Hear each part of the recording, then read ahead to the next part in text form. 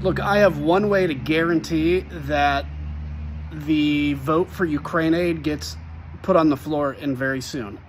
Out of 200 and some members, GOP members of the House, it only takes 3 or 4 to commit to vote against every rule.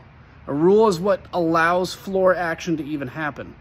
To commit to vote against every rule until the speaker agrees to put Ukraine aid on the floor for an up or down vote. That's it. Simply put the aid bill on the floor and allow the members of Congress to actually have their say. They know it'll pass, by the way. So only 3 or 4 House Republicans have to agree to take down every rule until that agreement is made and it's ironclad.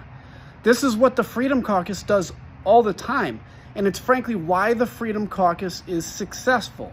Until people on the other end of that argument are willing to fight by the same rules or lack of rules that the Freedom Caucus fights by, they will run the table every time. The best analogy I use is if everybody in a room has a hand grenade, the one that's willing to actually pull the pin and drop the grenade is the most powerful of all these grenade-wielding people.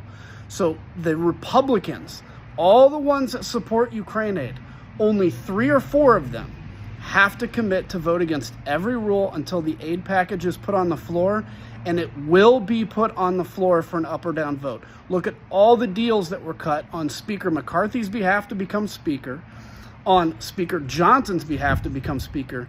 This is a really minor thing to acquiesce to, and quite honestly, it will give Speaker Johnson the cover he needs to put this on the floor. So call the members of Congress, the Republicans, and ask them to commit to vote against any rule until Ukraine aid passes or is put on the floor for a vote.